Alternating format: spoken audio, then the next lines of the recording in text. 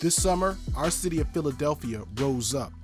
For 25 days, people from all across the city gathered in the streets to demand an end to the reality we're living in right now. We demanded an end to the reality where police patrol our neighborhoods but fail to get to the root of gun violence and why it spreads in our communities. We demanded an end to the reality where in the middle of a pandemic, too many of us are denied good schools, adequate health care, somewhere to live, jobs, and even enough to eat.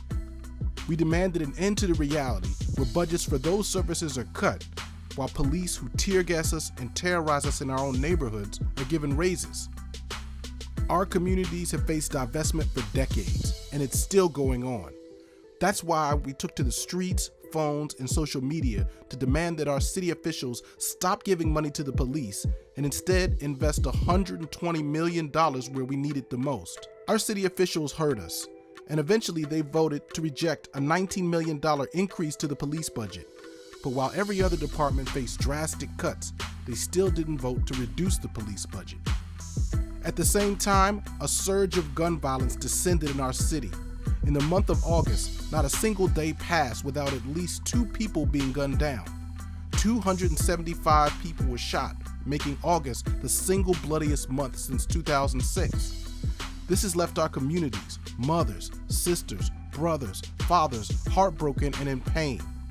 And it's a familiar pain, a pain the police have not and cannot heal, stemming from violence that more and more policing has not solved. I have so many stories to talk about how gun violence, impacted me personally. I was shot at the age of 20. I lost my brother in 2016. He got killed by the police. My dad, he died when I was 8. He got killed due to gun violence too. My name is Josh Glenn. I am the co-director of the Youth Art Self-Empowerment Project. I'm also a member of a number of different coalitions around the city that's working to create systemic justice for our communities. I see myself and the young people that we work with, a lot of them have been failed by every system that's created to really supposed to protect them and teach them. And so most of the young people that we work with have been impacted by gun violence. If they aren't victims themselves, they have family members, they lost friends, relatives. For me to have real safety, I need people in my community to be healed. I need people to have a sound mind, to have what they need to thrive, right? That's real safety to me. I don't think you can fight violence with violence. It just doesn't work. If we do what we always did, we're gonna get what we always got. And I don't see any results from us investing tons of money into, the police. They've never protected our communities. Sometimes I sit up and not think about, okay, say something happened, right? Say somebody broke into my house. What would you do? There's been times where my car was stolen. I didn't call the cops. If the police are the persons that harass you, that beat you, that lie on you, why would you call the police if somebody harmed your family? And that's why we see this surge in gun violence. And until we start to address the issues, the real issues, like I said, is mental health, it's education, and it's opportunity. If we can address those 3 things, I promise you gun violence would disappear. A real investment into the things that keep our communities safe and vibrant is going to take a shift in our moral commitment. It's going to take some bravery. My name is Kendra Brooks. I'm a city council at-large member for the city of Philadelphia. I live in this neighborhood that we're in now, which is Nicetown. I've lived here most of my life, and I know what it's like to live in a high crime area. I know what it means to be over-policed at the same time. I know what it means to attend funerals of numerous young black men that were killed right here in this neighborhood. I know what it feels like to have conversations with mothers and fathers that are mourning that loss. I know what it feels like to be a community member afraid to walk to the corner store. And I also know that over the years we have continued to invest in police, and it has not eliminated those feelings from me or my neighbors. So for me, this conversation is more about an investment in the things that we need, an investment in preventative measures, and an investment in our future. And that's why I voted no. I cannot accept a budget that allows the Philadelphia Police Department to make up 15% of the total operation budget when they have failed to historically make our communities safer. The PPD budget has been increased at a rate that's far surpasses any other department, despite the fact that the violence in our city remains rampant and the clearance rate of homicide has been stagnant. People didn't have a problem defunding public schools, right?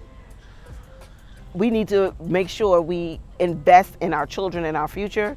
We need to invest in opportunities and job opportunities for people in communities. We need to invest in more green space in communities. We need to invest in parks and rec, trauma-informed care, restorative practice and restorative justice, investment into neighbors.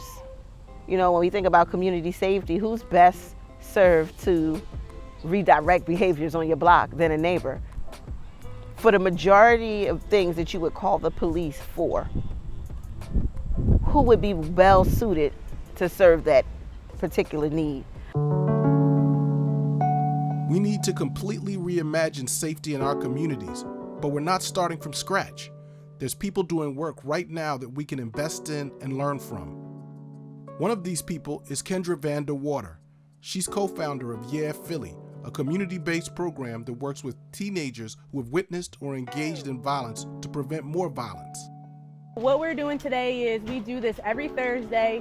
We like to call it a pop-up food bank. So we pick neighborhoods in West and Southwest Philly who, you know, oftentimes don't have the resources. A lot of times we look for the blocks where recent shootings have happened, or we look for the blocks with a lot of vacant lots. And so we go there where people have limited resources. We give out food, we talk to neighbors. We started surveying young people in West and Southwest about what do they do after school, where do they hang out, what types of stuff do they need, what do they want to learn. We empower them to ask for what they want and what they need, and we help them get the lives that they want and deserve through not only programming, but we help address a lot of immediate needs. Like, you know, they all need permits and IDs, and those things are expensive, so we pay for that. A lot of times they need food in their houses, families need bills paid, so we take care of those things as well. And so not only do we build trust in the community, but we're creating a community where young people come out and help out when people need help. What helps me feel safe is my community. My block is important to me, my neighborhood is important to me, the businesses in the community is important to me, and if I didn't have them, I probably wouldn't feel safe. A lot of the kids we worked with in the beginning, they were carrying guns because they felt unsafe. And so when they start engaging and getting support and people having their back, they feel safer. Half of them don't carry guns anymore. People like Kendra are doing restorative work, life-affirming work that's making real transformation happen right now.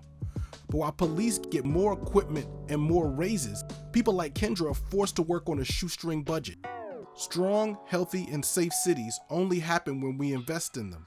If more police made our cities safer, we'd be the safest country in the world. We need to try something different, and it's going to take input from people like you who live right here in our city to make it happen. The Safety We Can Feel survey was put together by people like you, and it seeks to give all Philadelphians a voice in determining the future of safety in our city. This is a chance for us to have our voices elevated and take some action. And oftentimes we're silenced as Black people. And so when we have a chance to not only just have a voice, but also be part of the action, that's why we need to do it. If you want change in your community, if you want change in your neighborhood, I hope everybody takes this survey. This would be our chance to tell people what we need in our communities, right? And to advocate for it. If you want to know what safety looks like for me, you have to ask me. You can't predict that. You can't guess that, right? It's time for us to tell them what safety looks like in our community. I think taking this survey puts us as part of the process because your voice matters. The vision that you see for your kids and your community is all inside of you. In order for us to implement those things, we need to hear from you. How should the city invest in our communities? How can we meet the needs of our people so that we can change our streets from places where safety is a broken promise to places where there's safety we can feel?